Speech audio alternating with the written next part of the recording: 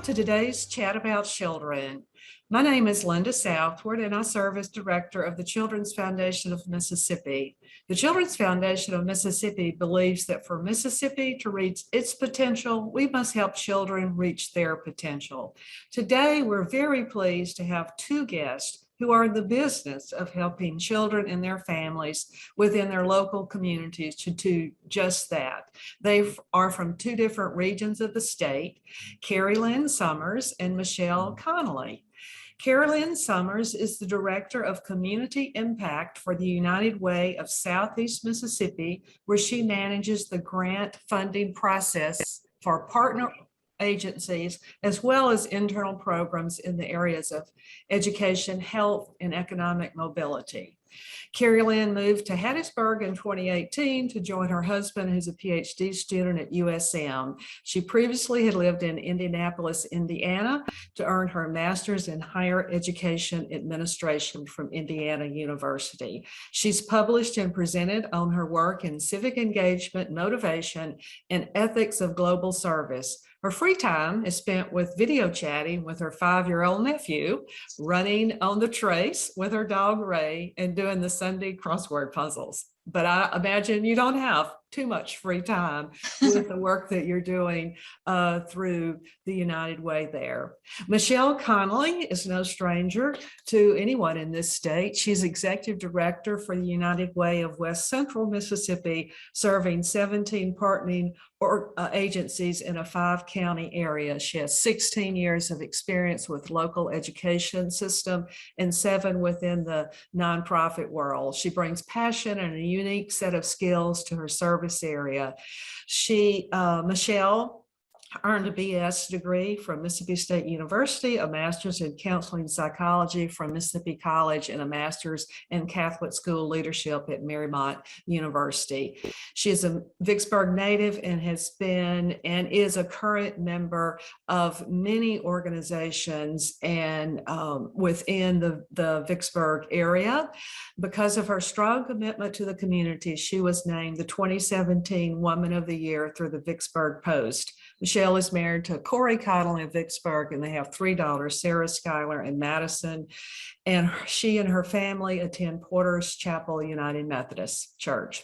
So let's get started. Let's learn more about the work of your organization and what you've really been doing on establishing early childhood councils. So Kari Lynn, would you get us started on some of the reasons on why your community began to work together around the needs of young children, and how did you begin to put your council together? Absolutely. So I think many of us here know, and many who I'm sure are listening know, that investing in our early ones, our little ones and our babies, it's just so important. Not only from just a general mindset of loving on them and encouraging them, but also for that return on investment. You know, if we're investing in them early on, then they're going to be more likely to be succeeding in school, finding employment, higher salaries, and ultimately better for the state in the long run. And so that's one of the reasons why we started a lot of our work in the early childhood sector. We are venturing out into, our older kiddos as well as health and economic mobility, but we really started in education because it's just such a strong foundation and building block for all other facets of life. And really our council got started by just bringing together groups of people to listen and find out what the needs were in our community. And as we brought those people to the table, we found that there's so much value in what they had to say and what they do. And so we started meeting on a more regular basis to continually essentially keep a pulse on our community and allow for collaboration and things of that nature. So it's really grown into something really beautiful. Oh, that's terrific. Michele, what about your community? I would have to echo Kari Lynn for sure. As a former educator, education is the foundation for success. I am a lifelong learner. As in the education field, I was basically focused on high school. So I saw the students who had the foundation and the students who did not have the foundation. So when approached about what can we do to ensure that our children are ready for kindergarten, have been wrapped loving arms around them by a multitude of individuals in our community, it was a no-brainer for me, because we want to make sure that our children are successful in all areas. And what makes it extremely unique in regards to the coalition is that you have people a part of that partnership that you would not normally go to. When you think early education, you don't think go to businesses. You don't think go to the high school administrators. You're not thinking go to the family doctor to be a part of what we need to do to ensure that our children are successful. And it's really neat. And Kari Lynn definitely made reference to this, to sit around the table and hear all the different perspectives and listen to all the different strengths and challenges that people experience as we are trying to support not only the children, but the families and the early educators, and bridge that gap between early education and kindergarten readiness. Yes, and so you mentioned different partners coming together, and some that some individuals, when you think about early care and education, might not necessarily think about others. You mentioned business, for example. We know some of the work of the Mississippi Economic Council, for example, in the U.S. Chamber of Commerce has talked about the workforce of today and the workforce of tomorrow.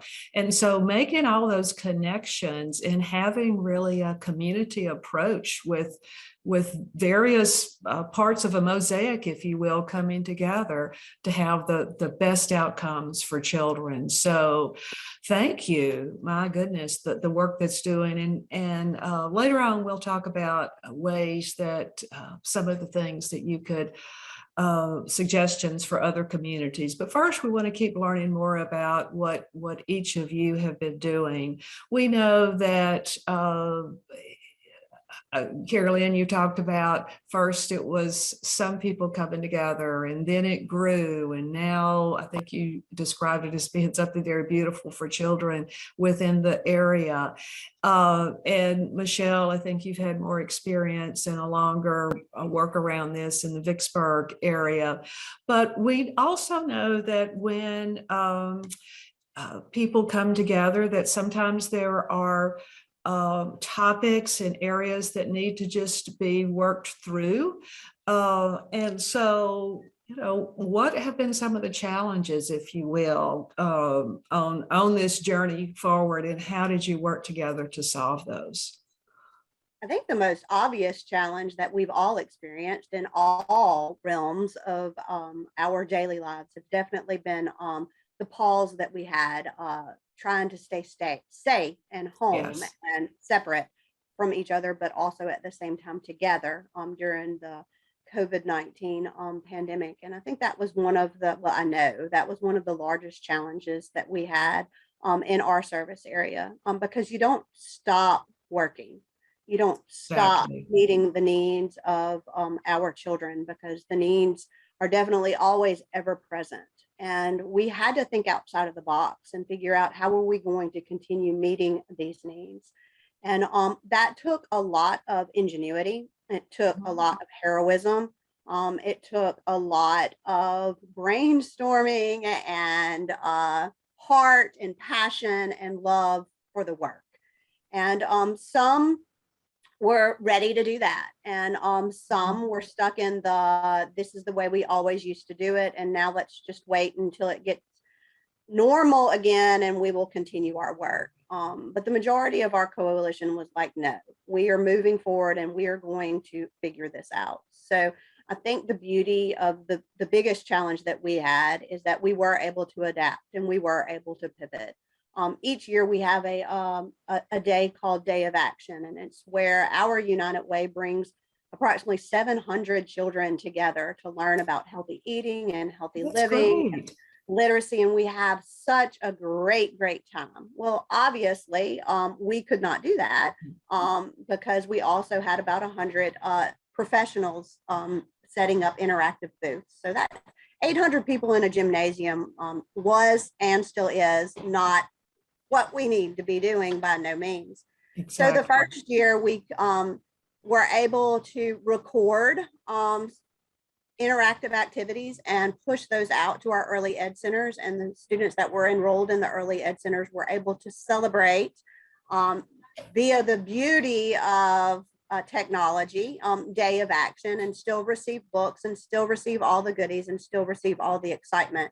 But what we missed was being able to go in and interact with the students. And for volunteers, that's important also, is to keep them engaged and to keep them at the forefront of the work that you are doing. So this year, again, we had to pivot, and what we did was we didn't necessarily have the event with 700 students all in one location. We divided up volunteers and went to the centers and did the interactive activities at the centers. So it was more of a hybrid opportunity where we had the interaction with the volunteers, we had the students engaged, and the message was still going out about how important it is to eat healthy, live healthy, and to read. So with all of that being said, each year, I think we are going to have to learn each year, each day, each week, it seems like sometimes, how to adapt to what the needs are that day and how to make sure that we are continuing to do our work in a way that is meeting the needs, but also keeping us safe at the same time. Great lessons there, and what an opportunity to go out and on site to the centers rather than I bet there were some lessons learned and some other opportunities once you were out there than doing things the way that you had always done before COVID. And you're exactly right, Linda. I mean, this is the way we want to do it from now on, is to go into the centers, because you had more of an opportunity to have that interaction with the students in a more meaningful way than 700 students just walk and, go into each of the interactive activities all in one place. And our volunteers walked out with a full head of hair rather than, oh my goodness, I was just in a gym with 700 kids, ages 0 to 5. So it actually turned out a lot better than what we could have ever imagined. And I think that, to me, is you take a challenge and you meet that challenge and you live and you learn and you grow. Oh, well said, Michele. Well said. So, Kari, tell us about the members and how the council is set up in your area. Is it similar to or different from what Michele has said? I think it is pretty similar, especially because our United Way works so closely with Michele and West Central. So we're kind of always bouncing ideas off of each other of what works and what doesn't. But our council represents multiple school districts. And so I think that's one unique difference. We have representatives from, I'm counting in my head real quick, we have representatives from 5 school districts on our council. That's terrific. And it's truly great. And they range from our early childhood to attendance officers to our CTE programs. But then we also have members from the banking community, we have an architect on our council who is just strongly invested in making sure that students are learning. And then we also have community college representatives, we have government representatives. And so we really just try to bring together so many voices so that way nothing gets lost and everyone finds a reason to be there. And so it really is, in terms of obstacles, sometimes it's difficult to bring everyone onto the same page of, especially from separate school districts of, okay, what are your goals here? What are your goals here? But ultimately, all of our goals are to make sure that every child in our community is finding success, and how we get there might look differently based off of district resources or where strengths lie, but we're always able to lean on each other. And I think that's been something really great in COVID, is we kind of all had this shared experience of trying to meet needs as they came up. And I'm grateful that this coalition council was already formed of so many different people with so many different resources, so that way when the going did get tough, we had each other to kind of figure out what to do and how to make things work. That human capital is such an important resource, and we think we don't always I think about that in what a valuable resource it is. And the fact that you already had some history and that it wasn't here, this pandemic and a crisis. And then now what do we do? You already had that built, and it sounds like in each of the community, it's gotten stronger since then. So, and we've really already alluded to the importance of people coming together in the collaborative efforts that are a part of this. So what do each of you think are your council's greatest strength now that you have been working together for some period of time before COVID and during COVID? What would you say the strengths are? I think our greatest strength in Vicksburg, Mississippi is definitely the willingness to collaborate. And the willingness to trust each other and to move forward with a common goal of ensuring that our students are successful before they reach kindergarten. And that takes time, and it takes a lot of ebb and flow, and it takes a lot of trial and error. But I think we are now at the part where we can be honest with each other, and we can work together to better understand the gaps without feeling as if you are being attacked per se. Just what are the gaps, and what can we do collectively to work together? And we're past the part of, I feel offended because my piece of the puzzle may not be completely together. It's my piece of the puzzle is not completely together. What can we do collectively to work together to build it stronger and to move forward? And that takes time. And it takes and like you said, with human capital is definitely a huge strength. Once it is put in place and once you are able to utilize it to the best for whatever goal that you are trying to reach.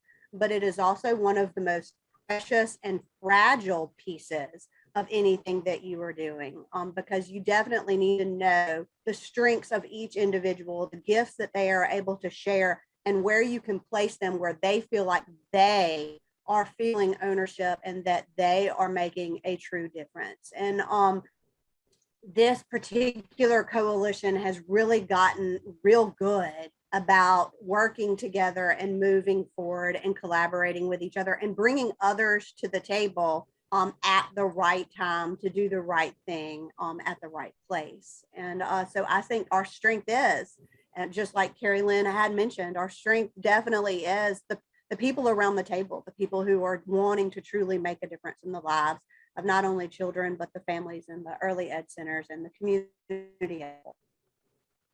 Because all of those are ultimately going to have better outcomes for children. And I heard each of you say and or allude to keeping your eyes and getting the collective impact of the group toward a North Star, if you will, and determining and then getting people to focus and refocus perhaps on that North Star of having children better prepared early on so that they can have better outcomes in the future.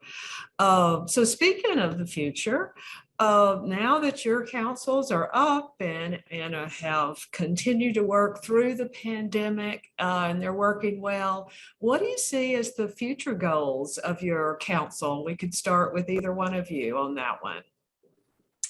What do you have? What's next on the horizon? It looks like you're going to start, Kari Lynn. I think everyone, I think before COVID, we would talk about the 5-year plan, the 10-year plan. And I think we're kind of in a world right now, we're kind of at a 6-month plan. How can we make the next 6 months as successful as we can, knowing what we know and so, our coalition meetings lately have been especially across school districts, have been like, so what are your COVID protocols? What are yours? What are you finding that's working at this after school site and at this nonprofit? How are you managing those things? And finding ways to make sure that children are healthy and that they're fed and that we're supporting families. as much as we can right now. And so it's been really impactful, I think, over the last year about seeing how many of our nonprofits shifted gears who were serving families in the education sector to actually, we're just going to make sure that everyone is fed in the apartment complex that we're serving. Yes, it's great if we have some extra time to do some homework help, make sure they know how to use their computers, they have internet, but really meeting those basic needs. And what we found, even though, is that like just recently, I've been getting some data back from our early childhood programs, our after school site summer programs, and we're seeing some great results of those communities that really stepped in, and they're just like, well, we're gonna meet the basic needs first. And I think that really reinforced how important it is to meet the basic needs so that children can do what they need to do to learn and thrive in school. And so right now, I think the future goals are truly to keep supporting families, whatever that need looks like, especially as it's so uncertain right now as to what 2022 is going to bring. But I would say, in like, if we really want to speak big vision, big goals, I really think a lot of our coalition members, community members are looking to see how we can be supporting parents and making sure that they're having a stable income, finding those programs that coordinate between pre-K programs and community college programs, and making sure that parents have livable wages and can make ends meet. So that way the focus can then be on making sure their children are succeeding in school. And so that's kind of, I think, a big picture vision for where we're going. Thank you, Kari Lynn. Linda, Michele? and as Kari Lynn was speaking, it resonated to me. United Way is definitely very present in all communities. And one of the gifts that we have as United Ways is that we look at the financial stability, the health, the education, and the support services of the community as a whole. And where can we fill that gap? And in order to ensure that we are filling the right gap, it's our responsibility to listen. And Kari Lynn has made reference to that several times, is we have to listen, because so very often we assume we know what someone is going to need. We assume we know what the goal needs to be. But I think all of us have definitely been brought back down to earth, I guess you could say, to recognize that during that pause that we all collectively had to make, we had to listen and hear what the true, real needs were for the day, for the week, and then start thinking about 6 months. If you started thinking past 6 months, everything that you planned and everything that you did was going to be different anyways. So we really needed to hone in and focus on what is happening today and how can I meet that need. And when we are looking at coalitions who are wrapping their arms around our most precious gift, our children, we have to make sure that we understand their needs from a multifaceted approach. And the United Ways across the state of Mississippi have partnered with the United Way in Northern New Jersey and with the Kellogg's Foundation to bring about a fabulous study on hardship, economic hardship for our state, to drill it down not only to our counties, but also to our districts. And I think it could not have been a better time for us to introduce ALICE, which is the name of the study, Asset Limited, Income Constrained, and Employed, than this past year, because it has been at the highlight of all the work that we do. 50% of the individuals' households in our state cannot make ends meet.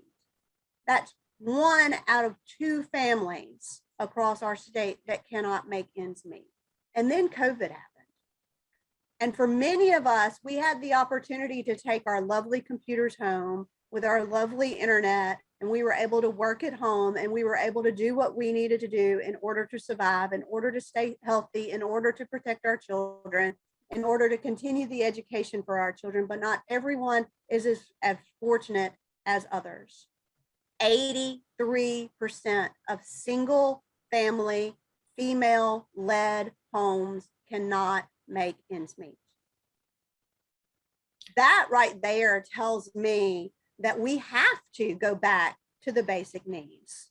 We have to make sure that these children are in a safe home where they are being provided nutritious meals, where they have the electricity and the roof over their head and the ability to have a safe place, because they weren't necessarily, and some still are not necessarily in a school environment to determine if they are in a safe place. So there are many things that we had to go backwards and recognize, like Kari Lynn said, what basic needs can we meet today? Yes, we want our children to be successful. Yes, we want them reading proficiently by the time they get to third grade. Yes, we want high school graduation rates to improve. Yes, we want to make sure that they further their education either at a college or university or a trade school and get out into the community and be successful. We want all of those things. That is what we are all driven to.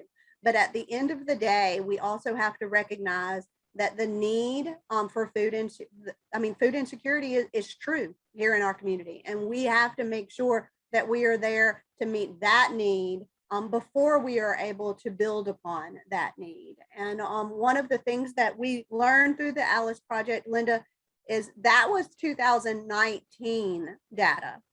Yes. It is projected that 6%, an additional 6% of our state will not be able to meet their needs at the end of every month. That would be 56% when we have the next report come out next year. So it is unbelievable how that can impact the work of everyone who works with children.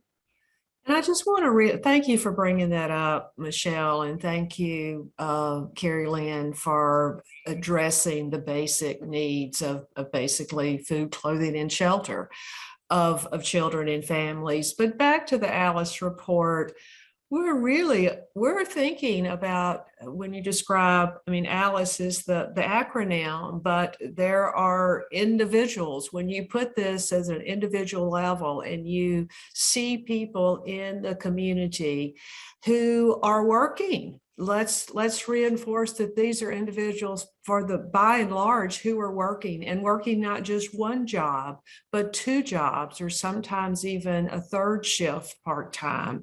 And then having the concern about childcare, keeping their children safe while they're working multiple jobs. So the Alice report certainly has been something that has, I think, really lifted a veil, if you will, of what is really going on in day-to-day and in ordinary citizens across this state. When you say 1 in 2 are having difficulty in meeting needs based upon data in 2019 prior to COVID, and then an even larger percent of single-headed households. So it reinforces to me what we're talking about today, about having communities coming together, having impact. The impact of future generations is going to impact every system that is out there in our society today: education, health, government, religious, etc. All of the systems that make up what we call a society here in Mississippi and throughout the country.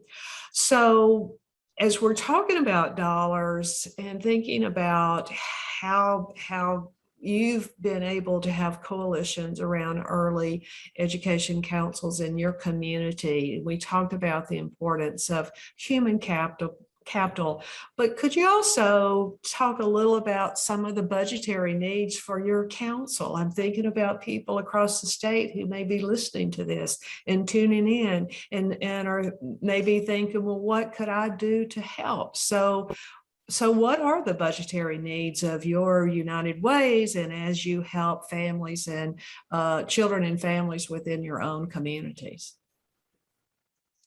I think first off, you know, as United Way, we are always supporting organizations that are doing phenomenal work. And that will always be a need that we will be funding. But one thing that I want to really hit on specifically for our community is we are really unique in that we have 4 pre-K collaboratives in our community. We are so fortunate to have that, and part of that's because of the collaboration that happens on the coalition. You know, we had 2 that already had collaboratives, and through that, 1 more was able to lean on them to help with the application process and get on board. But there's a phenomenal opportunity for community members, businesses to give back to the collaboratives through the pre-K tax credit. And Yes. that's an investment into schools and into children that benefits everyone. And so the pre-K tax credit is a dollar for dollar match. You can essentially direct your taxes to the pre-K collaboratives, which for those that don't know, it is public pre-K through a school district and a Head Start or another organization such as Head Start in the state. And Harrisburg Public Schools was actually included private childcare centers in their coalition, which was new. And so those tax credit dollars are able to provide for the enrichment activities. Like the collaborative grants allow for it to be a high quality pre-K program, absolutely. But through tax credit dollars that are given to those collaboratives allow for things such as extra teaching assistants or learning buddies to bring in community members to be able to work with the classrooms, or more books, better playground equipment, those things that just enrich a child's life from the get-go and make them feel so much worth, and that they have a place in this school from the moment that they're 4 years old, and it will be a place for them to succeed from a young age. And so that's the place that I would truly want to highlight here in terms of budgetary, of making sure that people are aware that that opportunity is available in multiple communities across the state. I'm so glad you mentioned that. Earlier this spring, we had a chat. One of our chats about children was with Senator Bryce Wiggins, who has really spearheaded the pre-K collaboratives from the beginning in Mississippi, as far as the legislative and government piece of this. And he talked about that. And we've also have some other resources on the Children's Foundation website where a video was made by the U.S. Chamber of Commerce Foundation with the pre-K collaborative in Monroe County. And they interviewed veterinarians in the community who wanted to be able to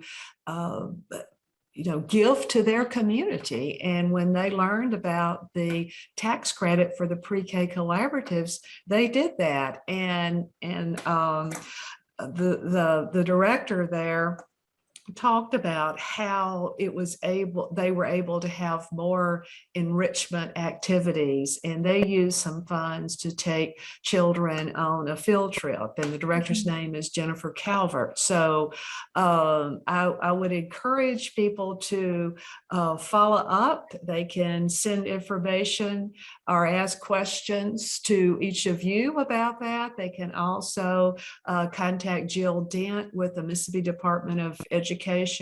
And if anyone in the audience wants more information about this, you could email info@childrensfoundationms.org. So thank you for bringing that up. So Michele, what about you about budgetary needs for the council in your area? We are more grassroots in our approach to raising funds and expending those funds in Vicksburg around our pre-K, our kindergarten readiness initiatives. The United Way of West Central Mississippi, as Kari Lynn made reference to with her United Way, is we support amazing nonprofits in our community that provide measurable success in this area. And by making a donation to the United Way of West Central Mississippi, we in return are able to support those programs out in our community who are truly showing success. but also by donating to the United Way of West Central Mississippi, you are providing us the monetary needs that we have in order to support and fill the gap in our community and purchase books and provide professional development and do what we need to do as an entity of our own to make sure that we are lifting up our community and making a true difference. And it is definitely shown success in our community because our kindergarten readiness scores continue to increase every year, year after year, because of the collective support that we receive. The city of Vicksburg is a huge supporter. We have a couple companies that are large supporters, but we also have just programs in our community that are already well established and well funded that we just make sure that we are supporting and lifting up and providing them the necessary means to continue growing. So our budgetary needs are similar to all budgetary needs of all communities who are trying to work with this particular precious population in our community.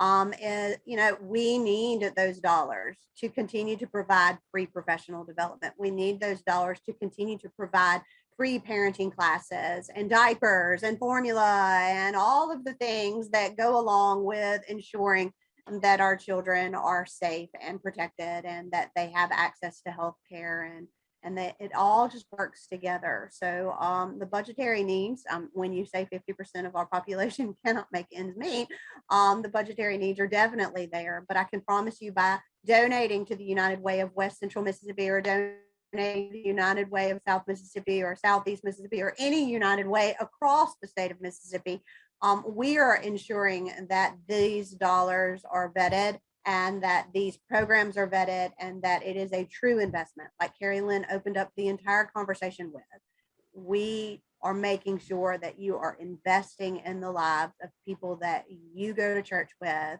that you stand in the grocery line with, that you are at the ballpark with. We're making true differences and we can measure those, which we're very proud to say. Let's see.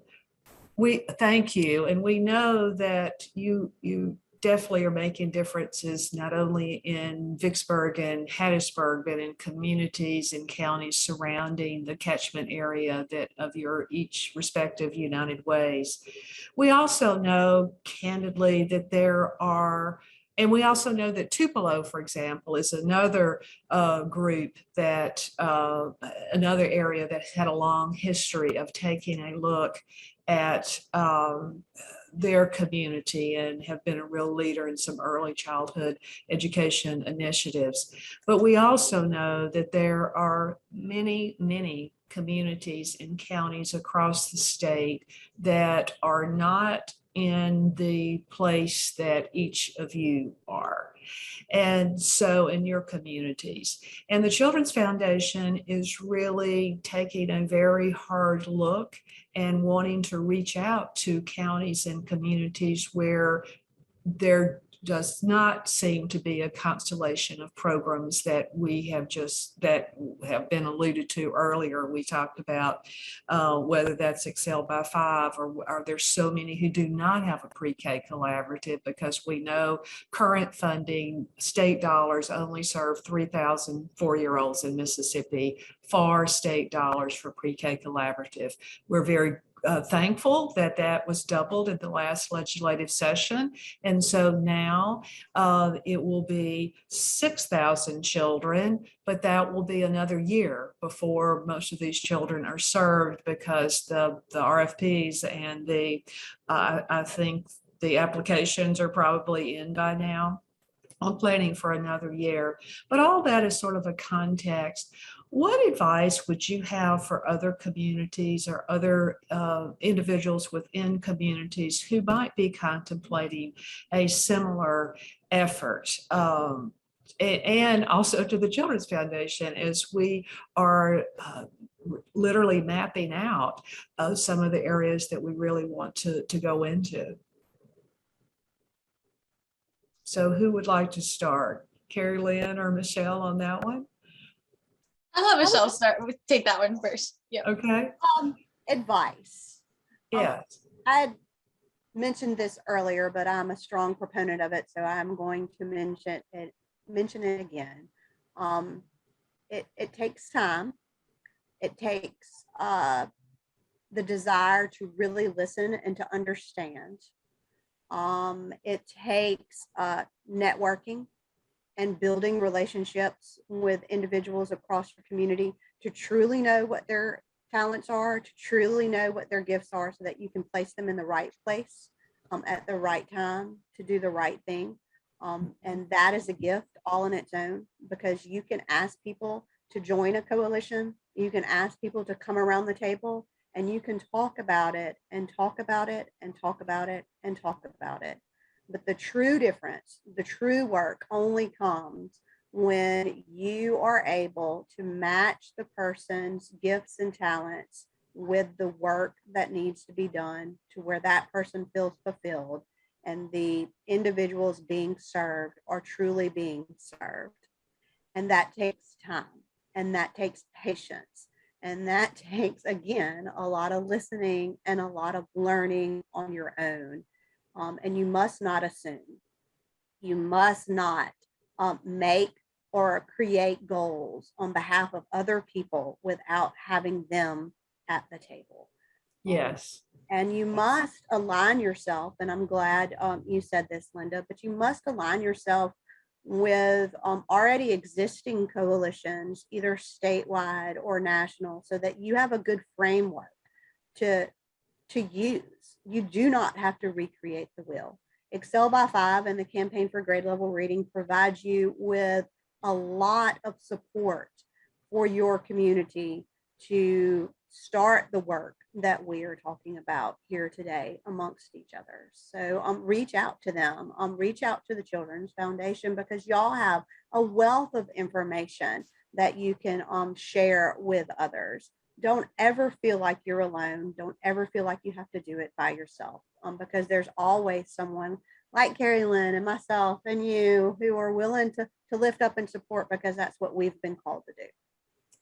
Well, thank you so much. And it's as if you anticipated my next question, which would be, are you willing for other community leaders, parents, teachers to reach out and learn lessons learned from your communities? And I think you just said that, Michele, by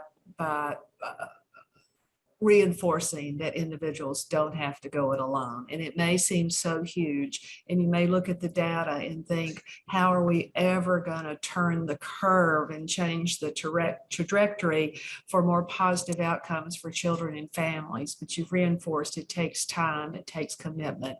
And by and large, there are many people who want to help, who want to come together, but sometimes just need a little direction to, one, find out what their passions are, and then to determine the best way to use that within a community. So I want to thank you for your time today. I also want to give you an opportunity, if there's any other questions or comments that you would like to make in closing, please let us know. Well, I just thank you so much for having us. This has been great, and any chance to work with Michele and you, Linda, is always a great one. Thank you. It's been wonderful to be here and be able to talk about such an important topic. Well, thank you, Kari Lynn, for what you do, and Michele for what you do. And as Michele, you said earlier, it's not about any one of us. It's about the children, and it's about the group that we represent to make things better for all children in Mississippi. So again, thank you for your time. Thank you, Cindy Walker, for getting this set up, and Cindy for the work that you're doing already in Mississippi in outreach with other communities. Thank you so much. Thank you. Thank you.